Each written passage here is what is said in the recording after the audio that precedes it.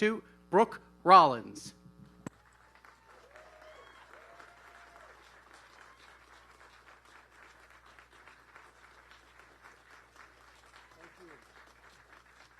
Well, thank you very much. And Brooke, why don't you start?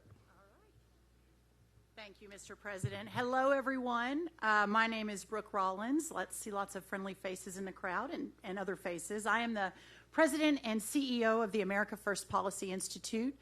Before we founded, along with our chairman, Linda McMahon, and Larry Kudlow, the America First Policy Institute, I had the honor and privilege of working for President Donald Trump as his domestic policy advisor in the White House. My most important title, though, isn't any of those. Whatever my role, I am an American first. A wife, a mother, a daughter, a sister, a neighbor, an entrepreneur, with everything that being an American means. It is that imperative of citizenship that brings us here today. The post-presidency is usually a relaxing time for a president.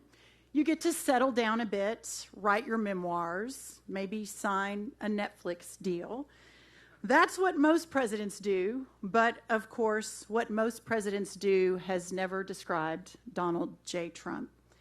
People who love Donald Trump and people who don't all agree on one thing. He makes history, and he's making history again today, as you'll hear from him shortly. But the president would agree with me when I say that focusing on him today misses the point. Back during his presidency, I remember him saying more than once that, in reality, they're not really after me. They're after you and the America we know and love, and I am just standing in the way. There's no topic on which they, the elites, the big firms, the progressives, the office holders, and the bureaucrats, there is no other topic that they are seeing as a bigger obstacle to achieve their ambitions than the First Amendment. The First Amendment, the bulwark of our liberties, is what enables us as citizens to resist them at every turn. The First Amendment truly stands between them and us. When they try to tell us what to read, the First Amendment gets in their way. When they try to tell us what to think, the First Amendment gets in their way. When they try to tell us what to believe, the First Amendment gets in their way. And when they try to tell us with whom to worship, with whom to associate, with whom to congregate, and with whom to be friends, the First Amendment gets in their way. It's no surprise then that they want the First Amendment gone. They don't advocate for abolition, of course. They know better than that. But they do advocate for curtailing it into meaninglessness. Nowhere is that more evident than in the suppression of First Amendment rights online. In just a minute, the president will talk about this and what he intends to do about it. It's enough for me to say this. What was just a decade back a mere fiction of paranoid dystopia, a handful of technology companies effectively seizing control of the American public square, is now our own present reality. Against them, this president fights for you, as he always has and as he always will. Ultimately, the issue at hand is the same issue that has gripped the nation since the day almost exactly 6 years ago when Donald Trump made his famous escalator ride into history, becoming candidate Trump, and then nominee Trump, and then President Trump. The issue is simply this. It was then, it is today. Who rules in America? Is it a handful of unaccountable and unelected elites who concoct and enforce standards arbitrarily? If so, we should pack up the American experiment, call the American dream done, issue aristocratic titles, and be done with the charade? Or are the rulers of this country still the people?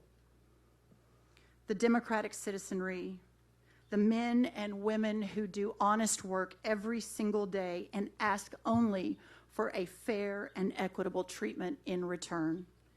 We need that answer. This country just finished an Independence Day celebration where we talked about and celebrated everything we have been and everything we have meant as a country. For the sake of future Independence Days, for the sake of future American generations, we must fight for the people's rule. That's what Donald Trump is here to do, and that's what he's always done. Please help me welcome President Donald J. Trump. Thank you very much, Brooke. I appreciate that. Thank you, everybody. I just want to say that I stand before you this morning to announce a very important and very beautiful, I think, development for our freedom and our freedom of speech, and that goes to all Americans. Today, in conjunction with the America First Policy Institute, I'm filing as the lead class representative a major class action lawsuit against the big tech giants, including Facebook, Google, and Twitter, as well as their CEOs, Mark Zuckerberg, Sundar Pichai, and Jack Dorsey. Three real nice guys. We're asking the U.S.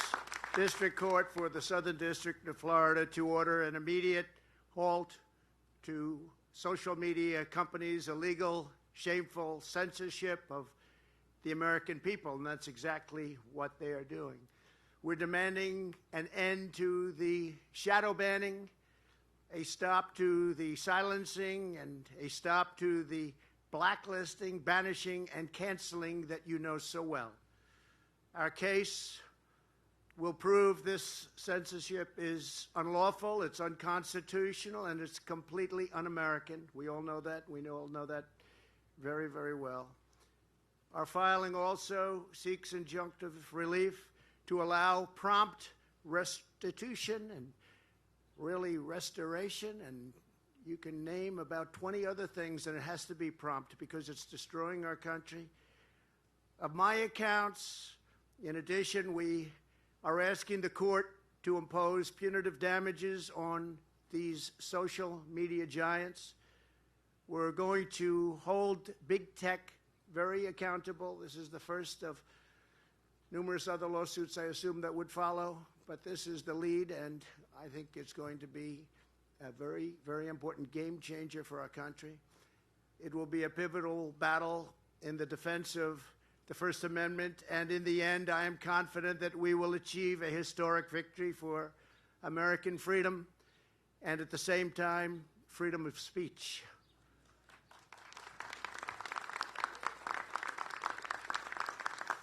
So I want to thank all of the exceptional legal team behind this effort. In particular, John Cole. We have a lot of the tobacco lawyers. You know, I said, who are the best lawyers? Well, the tobacco lawyers seem to do a very good job, so I figured let's see if they want to do it, and they really wanted to do it. We have great, great talent. I also want to thank Brooke Rollins, just an outstanding person and friend. She's carrying it out to a level that nobody saw, and she's done it very quickly, together with Linda McMahon, a tremendously successful woman who did an incredible job in the administration, one of the best, and everyone at the America First Policy Institute for their support of this vital initiative. From the very beginning of our nation, freedom of speech has always been understood as a bedrock of our liberty and our strength.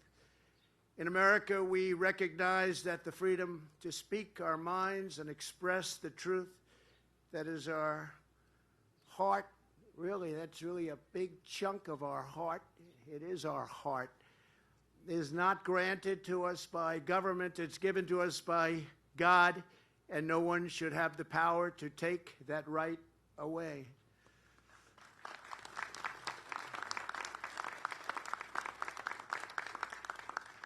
The Founding Fathers inscribed this right in the very first amendment to our Constitution because they knew that free speech is essential to the prevention of horror and to the preservation of our republic.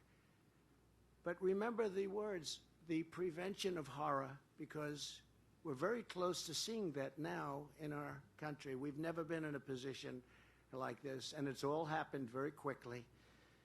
In the words of the father of our country, although some would like to take that title away from him, George Washington, he will not be canceled.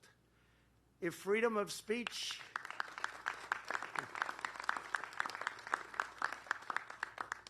if freedom of speech may be taken away, then dumb and silent we may be led like sheep to the slaughter. Pretty well-known phrase, and so true. Unfortunately, today, this fundamental American right and liberty is under incredible threat and attack by a lot of different sides. But we are the majority side by a lot. I believe we are the majority side by far more than anybody would understand. You just have to take a look at what happened in recent elections and add up the right numbers. You will see a majority like you wouldn't believe, because nobody can believe what some of the things that are being said are. Nobody believes that. Social media has given extraordinary power to a group of big tech giants that are working with government, the mainstream media, and a large segment of a political party to silence and suppress the views of the American people. And they've been very, very successful at that. Not in all cases, but in many cases, totally successful. While the social media companies are officially private entities, in recent years they have ceased to be private with the enactment and their historical use of Section 230, which profoundly protects them from liability. Once they got Section 230, they're not private companies anymore in a lot of views. No other companies in our country, and even in our country's history, have had protection like this. It's, in effect, a massive government subsidy. These companies have been co-opted, coerced, and weaponized by government and by government actors to become the enforcers of illegal, unconstitutional censorship. And that's what it is at the highest level, censorship, and so many other things that perhaps are even worse. And you'll be seeing that in this lawsuit as it wells its way through the courts. We have all seen Democrats in Congress haul the CEOs of these companies before their committees and attempt to threaten them, bully them, and intimidate them like nobody has been intimidated. But they made a deal. They all get along very nicely now. Thank you very much. Congress has repeatedly told big tech that if they do not silence Democrats' political opponents, ban prominent conservative voices, I wonder who that would be, and restrict what the left ominously labels as disinformation, and they are the greatest disinformation group of people ever in the world. As an example, just recently, now they're saying, we never said defund the police, we want to fund the police. They looked at poll numbers at 85% against them. No, we want to take care of the police. No, they don't. They wanted to fund the police. And they'll say it thousands and thousands and thousands of times.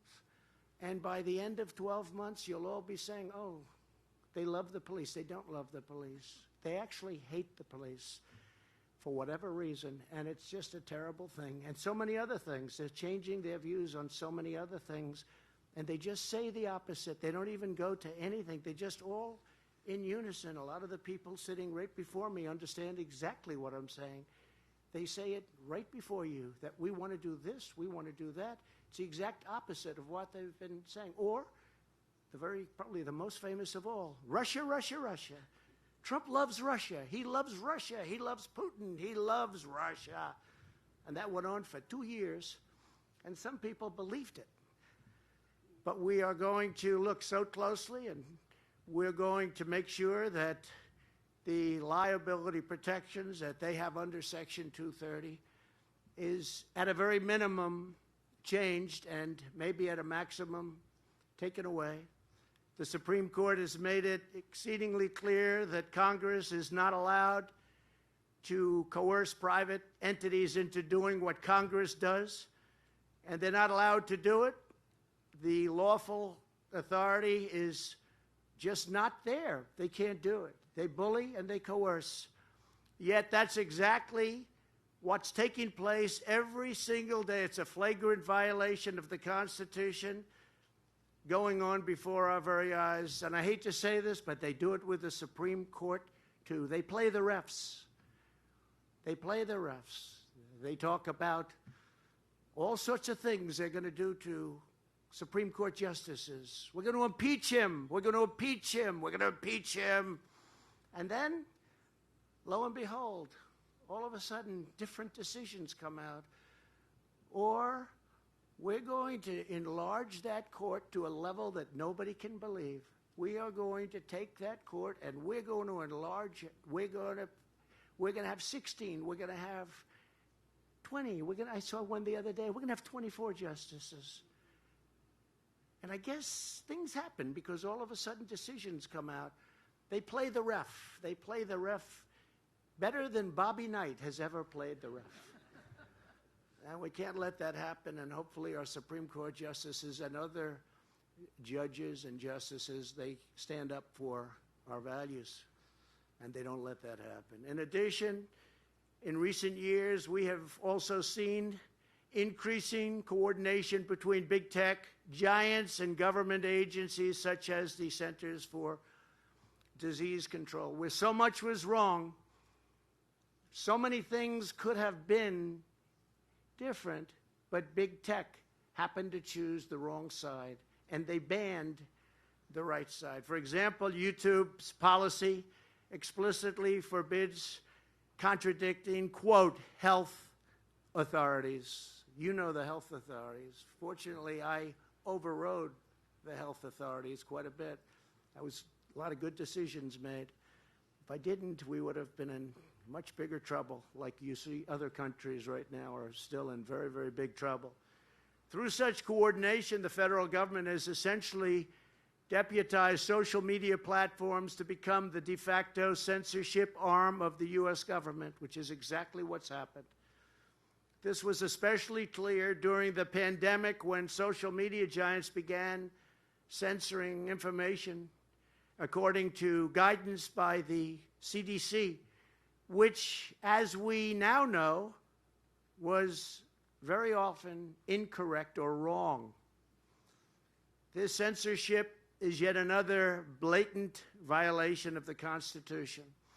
There's so many violations of our Constitution, and you'll see that in the suit, which will also be added to, because other things are happening on a daily basis that will be added as we go along.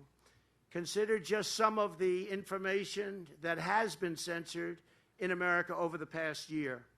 Until recently, Facebook had a policy to eliminate all posts sharing evidence that the horrible virus emerged from China. They said it didn't emerge from the Chinese lab, Wuhan. Remember, I said Wuhan, and it was like a bomb went up. Wuhan. Came from the Wuhan lab. Of course, there were body bags all outside the lab. Nobody ever mentions that. I wonder why. They said it came 1,000 miles away from a bat, or it came from another country. They tried to blame Italy. They tried to blame us. But they gave that one up. That was also misinformation. But then it was finally revealed that this was most likely the truth, that it came from the lab. And it was a small little story, but when I said it, it was like a weapon went off, a major weapon. I won't use the word weapon, because I never use the word nuclear, but we have to be careful with our leadership, because if we don't have the proper leadership, we're in a very perilous state. So we don't use the word nuclear. I never use it, okay? Never use it. I never said it. That's called disinformation.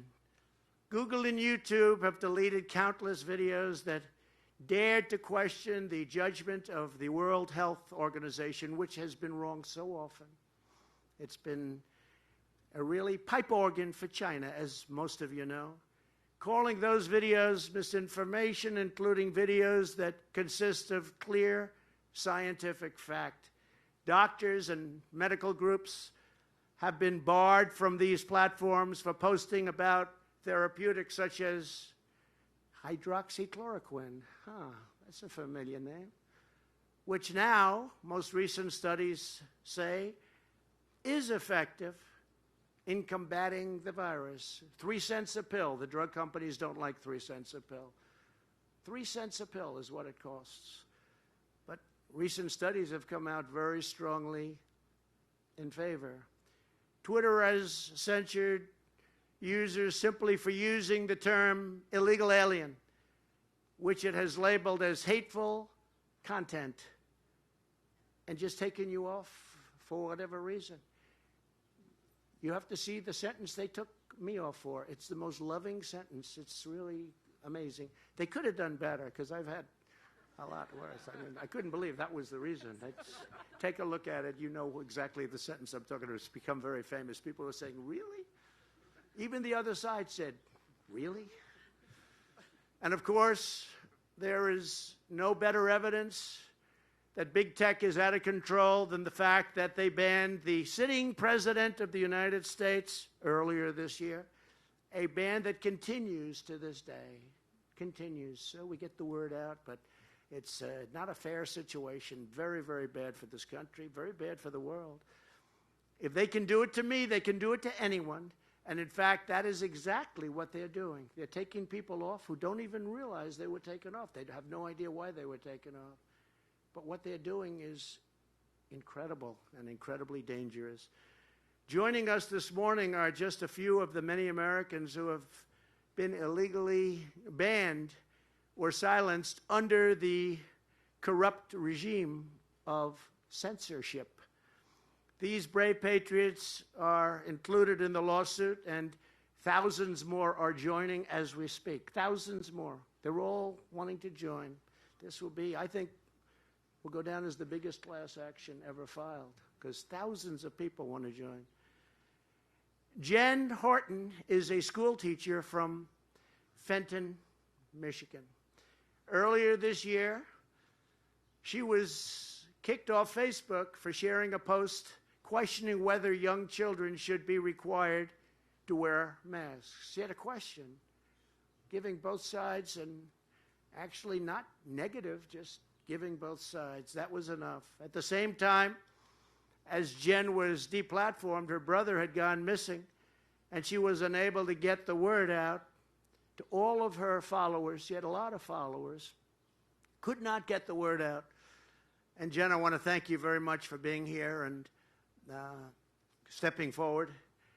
Takes a lot of courage. Would you like to come up and say something, Jen? Where's Jen? Jen, please. I just appreciate the opportunity to be here with all of these amazing patriots, and I thank you, President Trump, for everything you're doing for us. Thank you, Jim, very much. I appreciate it. Thank you, Jim. Dr. Kelly Victory, I love that name. I would have gone with that name if I had the choice. Is a board-certified trauma and emergency specialist from Colorado, great person, who was asked by the pastor of a church to prepare a video about how to mitigate risks of the China virus to allow church services to safely resume. Just a question.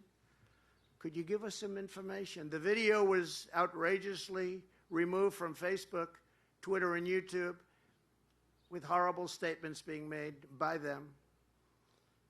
Kelly, thank you for your bravery. Please say a few words. Thank you. Facebook delayed the flight. The flight's delayed by 4 hours. I wonder. I can't believe that. That's terrible. What they will do. All right. Thank you anywhere. Here he is landing, going into Europe, going into Newark. Kelly Kejuan and Bobby Michael are angel parents. Their precious son, Brandon, was killed at just 21 years of age by a twice deported and very violent illegal alien. He caused a very fatal collision. Something should have never happened. Since then, they have heroically launched their own deeply personal fight to draw attention to the dangers of illegal immigration. They helped push through Florida's ban on deadly sanctuary cities, and they are indeed deadly. And they continue to be strong advocates for border security and immigration enforcement. But they have been cruelly and unfairly banned from Twitter. Would you like to say a few words? Where are you? Would you please? Thank you, Mr. President. The fight for citizenship must continue. We are in this. We will not allow our nation to be silenced. We stand together, and we thank you, Mr. President. Thank you very much. I see somebody running for office very soon. That was great. Well, I want to thank you very much. It's really terrific. So we're in a fight. We're in a fight that we're going to win. We're in a fight that people want us to take on. So many people have said to me, please, sir, do something about big tech. Sue them, sir, sue them. And they've been saying it to me for a long time, but there has never been a better time to do it. Polling released by Scott Rasmussen, highly respected, shows that nearly 2/3 of Americans believe big tech companies should be required to abide by the First Amendment guarantee of free speech. And I think those numbers are low, very low. 68% of Americans believe social media companies should prioritize their fair treatment of every citizen over protecting themselves. They want people protected. They want people to have their voice. And an overwhelming majority believe that tech giants have become too powerful. They've crossed the line many, many times, and by far too much. The American people's birthright of freedom must prevail against big tech and other forces that seek to destroy it. Through this lawsuit, we are standing up for American democracy by standing up for free speech rights of every American, Democrat, Republican, independent, whoever it may be. This lawsuit is just the beginning. It's a very big suit with great lawyers. I'll let you know about that in about a year from now. Maybe I'll change my mind, but I don't think so. They've had a tremendous track record in doing good. We'll also take this battle to the state legislatures, to Congress, and ultimately to the ballot box, and it will be a very popular one at the ballot box. I will never stop fighting to defend constitutional rights and sacred liberties of the American people. I will never stop. I will now ask John Cole and Pam Bondi, two terrific people that love our country so much, to step forward and discuss the suit. And then we'll take a few questions. Thank you very much. Thanks.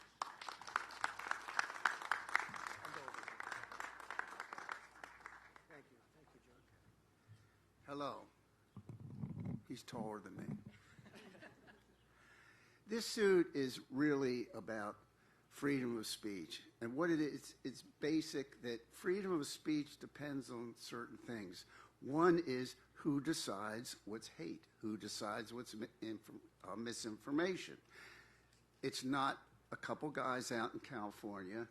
It's always been the Supreme Court for over 200 years, and I would say they've done a heck of a job.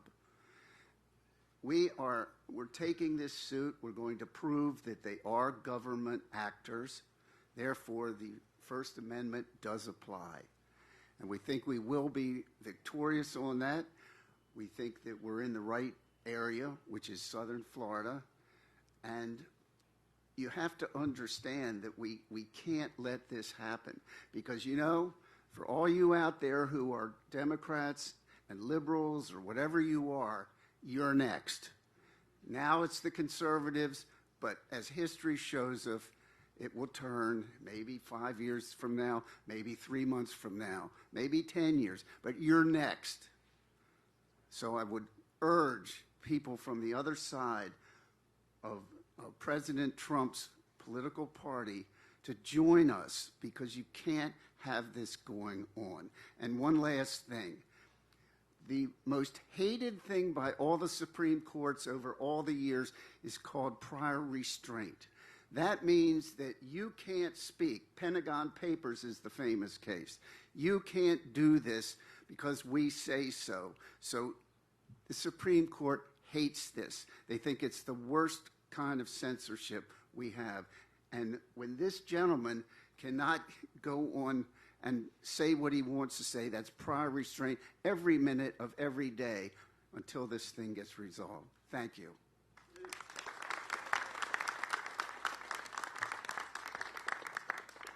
And I'm here not as part of that great legal team over there, but I'm very proud to be part of America First Policy constitutional litigation team. So I was here just to explain just a few things. And you know what John said, this is about our Constitution. This isn't just for conservatives. This is for our media. This is for everyone out there about censorship. This is for Democrats and even progressives whose speech should be protected under the First Amendment. If you recall, Tulsi Gabbard, she sued. Do you remember that? Tulsi Gabbard was censored when she was running for president, and so she sued. And, you know, people say that they have immunity, they meaning YouTube, Facebook, Twitter, under Section 230. Well, here's where that's changed. Section 230 came about in 1996, and it was an offshoot of the Decency Act to protect against children being exploited online. That's what this was all about. So take it back to 96. How many users were there then? Probably about 20 million on AOL. Right, President? 1996. Now, what do we have? Facebook, Twitter, we have billions worldwide. So times have changed. The internet is flourishing, but First Amendment still must be protected. No one could envision what was about to happen with the internet in our country now, with billions of users worldwide. So that's why this is so important.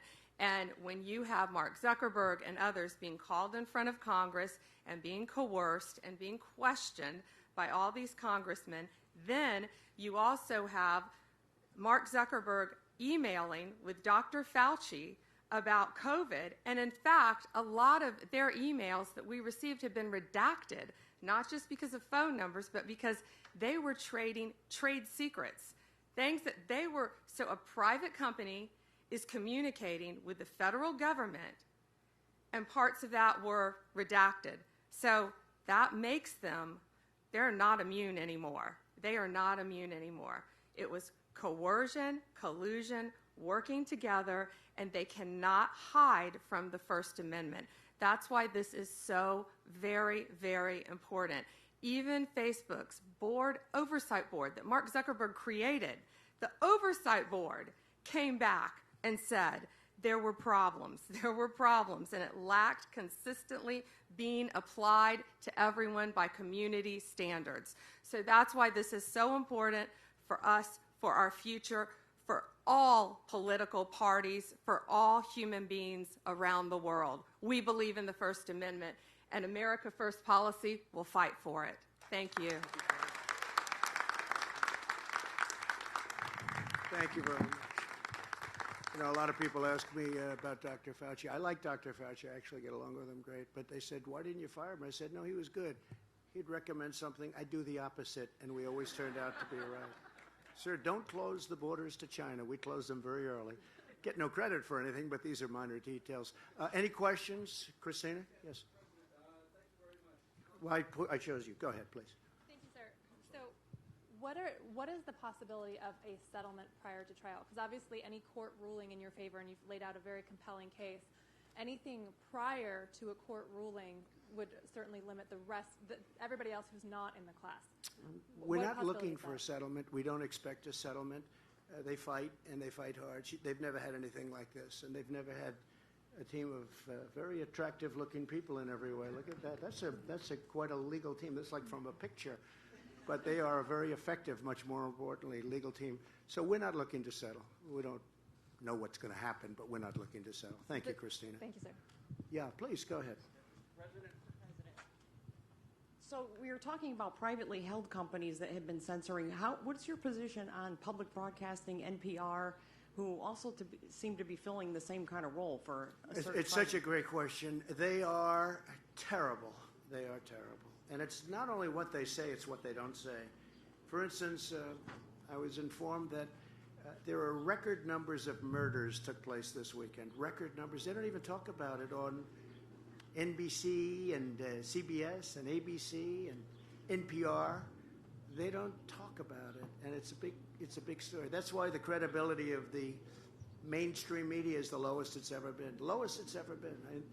And you know, I hate to take credit for this, but I'm very proud of the fact that I exposed them for what they are. They are terrible, terrible representatives of our country. They don't talk about crime. They don't talk about Chicago, where you had 260 people shot this weekend. That's in Afghanistan. You know, we didn't lose one soldier in the last more than a year. And I will say that was largely because of me, but I won't take credit. But the good news is I will never be given credit either. But we haven't lost a soldier. Think of it, 260 people shot in Chicago. Massive numbers of people shot in New York. And they don't prosecute these people. These are killers. They don't prosecute these people. They have no process. They only go after Republicans. It's a terrible thing that's happening in our country, and a very dangerous thing, and a very good question. Please, Rob.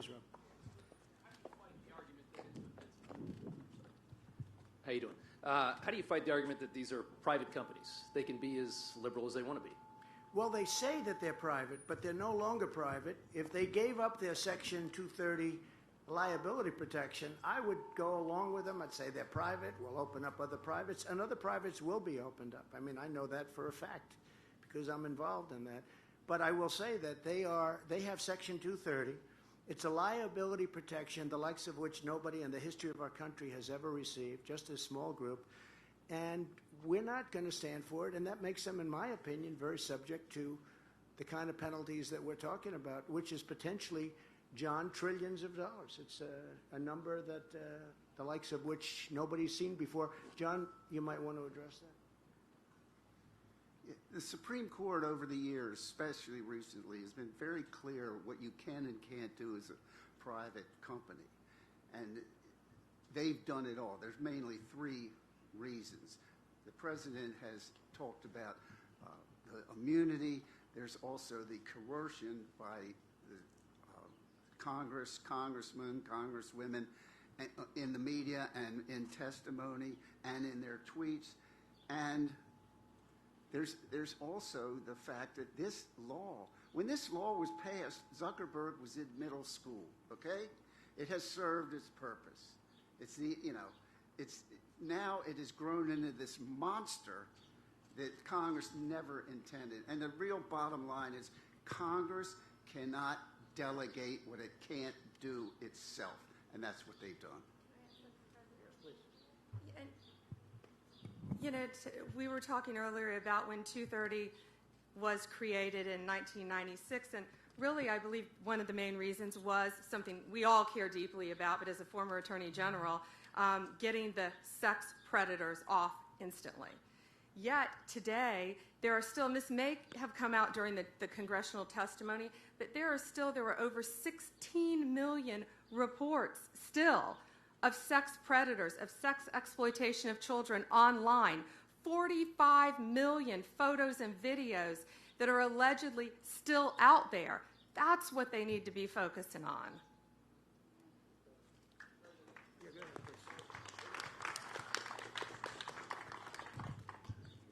Thank you, Mr. President.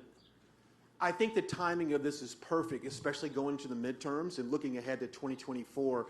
Can you share your thoughts on the timing of it and how this decision can help protect conservative viewpoints as we move further to 2024 elections? The timing just seemed to be right because they've been so abusive, so bad, what they've done, not only to the President of the United States, but to so many others. Hamas has a site. The greatest killers in the world have a site. They're never reprimanded. They're never red flagged. Nothing ever happens. The president, and you, again, get the quote. You won't believe it. But these people call for the destruction of Israel, the destruction of the USA. Nothing happens to them. And I just think it's become so flagrant and so outrageous and outrageously ridiculous that this was a good time. Not having to do with the elections. I think this will go on beyond the elections. I would be surprised if it didn't. But I think it's a very important thing for our nation. Very, very important. Yeah, please, go ahead, please. Just to clarify, who should be the arbiter of what's hate, what's offensive, what should not be published, what goes beyond free speech? And because so much of this, your banning, has to do with comments you made around January 6th, just to clarify further, what did you do to stop the insurrection, as some people call it, and why were you not able to stop it? So that whole event, unfortunate event, just went through Congress and a report was issued and my name wasn't even mentioned. And I appreciate that. I was surprised, frankly, because I would have assumed that they would have come up with their typically biased, at least on the Democrat side, statement. The report came out, as you saw, 2 weeks ago. My name wasn't even mentioned. That was an unfortunate event. I say, though, however, people are being treated unbelievably unfairly. When you look at people in prison and nothing happens to Antifa, and they burned down cities and killed people. There were no guns in the Capitol. They burned, except for the gun that shot Ashley Babbitt. And nobody knows who that man were. If that were the opposite way, that man would be all over. He would be the most well-known, and I believe, I can say man, because I believe I know exactly who it is, but he would be the most well-known person in this country, in the world. But the person that shot Ashley Babbitt, boom, right through the head, just boom. There was no reason for that. And why isn't that person being opened up, and why isn't that being studied? They've already written it off. They said, that case is closed. If that were the opposite, that case would be going on for years and years, and it would not be pretty. So I just thought this was a very important time. Yeah, please, go ahead. Go ahead, please. Twitter, if you're successful in this, and Twitter and Facebook and Instagram and all the social media platforms let you back on and let everyone else back on uninhibited the way that everyone's supposed to have access, would you use their platforms again? I don't know. It's a good question. I don't know. I might not. You know, I'm in a different position because if I put out a press release, you know, I'm getting extremely good pickup. But that's me. The world, everybody that's getting banned they can't put out a press release. People would say, who the hell is that? Nobody's going to pick it up. And even myself, I could instantaneously get the word out. If somebody says a lie, like the fake media, I can at least give the opposing side, which I've been doing for 6 years. I used to get great publicity before I ran for office, okay? I've been doing this for 5 or 6 years where I can get a word out, an opposing word. Today you can't do that. They took away the rights of, in my opinion, the majority. I really believe it's the majority because people aren't for all of these things. Now they have voter ID. That's another one when you talk about voter ID. All of a sudden they love voter ID. They fought it vehemently. I noticed 2 days ago I watched a congressman, happened to be from South Carolina, say, no, I've always been in favor of voter ID. Well, he hasn't because you look at his statement for the last 2 years. He's been vehemently opposed. But now they lie like nobody has ever lied. I watched him say, I've always believed in voter ID, essentially. And I said, that's unbelievable. Fortunately, the particular newscast had his statements from before, of which they were too numerous to put up, but they put up enough of them. But the Democrats are now saying, because they saw it was an 88% positive issue, they're now saying, we believe in voter ID. We have to have voter ID. There isn't one Democrat in the country that said that. And in a year from now, the fake news will say they've always been on this side. It's amazing. If you say it long enough, hard enough, often enough, people will start to believe it. That's what happened with Russia. That's what happened with Ukraine. That's what happened with, well, the worst is when they don't say it, like the laptop from hell. They didn't want to. You look at that thing, there is more criminal activity on that laptop than Al Capone had if he ever had a laptop. Would like to give Al Capone one but he was a baby compared to what I was able to see. Brooke, would you like to say a few more words? Yeah. One question, how can somebody join the lawsuit? That's a good question, Brooke. That you can join the lawsuit by going to takeonbigtech.com. I did not plant that question, but I very much appreciate it. Takeonbigtech.com, and we really are looking for the tens of thousands, hundreds of thousands of Americans. And let me just say one quick thing. It was a great question about the political ramifications of this lawsuit versus 2 years or 4 years. And certainly it will be part of the national narrative, I think, moving forward for the next couple of years. But this effort really is about the battle for the future of this country. And when we lose the opportunity to be part of a public discourse, whether as conservatives, as Republicans, as libertarians, as fighting against critical race theory, as questioning masks and whether our 11, 13, 15, and 16-year-olds, my children, should be forced to wear a mask all day, whether we're questioning illegal immigration and how to use that. That's crazy, and it's not okay, and this is not America, and it is not the America that I know we all want for our children and our future grandchildren, and that's what this lawsuit is about. We have the best legal team in the country. The America First Policy Institute is partnering with them to ensure that the word gets out, that we can truly, truly give our Americans who have been censored, who have been compromised, who have been told that they don't have a voice. That will no longer be the case. So thank you. Thank you all. I want to make one thing. Gentleman asked who would decide what's hate speech. Who would decide this thing?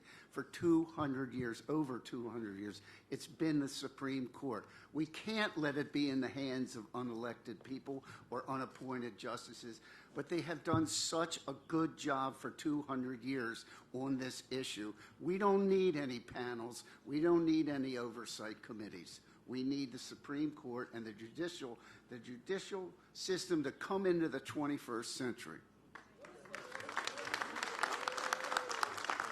All right, so I want to thank everybody. It's about 94 degrees out. I'm sorry to do this. It was supposed to be a beautiful day, and 72 and perfect, and it's a little bit hot. We're going to have refreshments, drinks. We'll bring you into the clubhouse if you'd like, but we'll take care of you because I see some of you are in serious trouble sitting there. I do hope I can leave you with two things. Number one, this is a very important lawsuit. This is a big-time, long-awaited, very, very long-awaited. The complexity of it, I guess, took a longer period of time, but other litigants also want to join in with us. And we have great confidence in the courts, and we're going to see what happens. And the other thing I just ask the mainstream media to go back and do on network news and everywhere else is please discuss the horrors of what's going on in all cases, Democrat-run cities. The hundreds and hundreds of people that are being killed on a weekly and monthly basis so that people will do something about it. By you're not talking about it, you're not helping Biden, you're not helping the Democrats, you're hurting the country. So I hope you can go out and just talk about the crime. Say 260 people were shot in Chicago. It's a number. It's a stat put out by the city over the weekend. There's no war that we lost that many, and for a long time. And many people died, young people. And New York is a horror show. New York has the worst crime wave that they've had ever. And nothing's done about it except no bail. They let everybody out of prison. They just left almost 500 people out. They let them all out. They caused tremendous damage and harm and physical harm to other people and death. And they let them out. If the people don't hear this, you'll never be able to solve the problem. It's a problem like this country has never had. What's happened over the last 6 months in particular, and what's happening in certain cities, is a horrible thing. It's an embarrassment to our country, but more importantly, it's just a horrible thing. The loss of human life on a weekly basis, and you turn on these major newscasts that a lot of people are watching, and it's not even mentioned. You have to change. You got to get your credibility back. You don't have the credibility. You have to get it back. I want to thank everybody very much, and we'll be seeing what happens. John, good luck. Pam, good luck. Everybody, Trish, I want to thank you for being so great. You're really fantastic. I appreciate it very much. You've been so incredible. Thank you. And thank you to everybody. Thank you very much.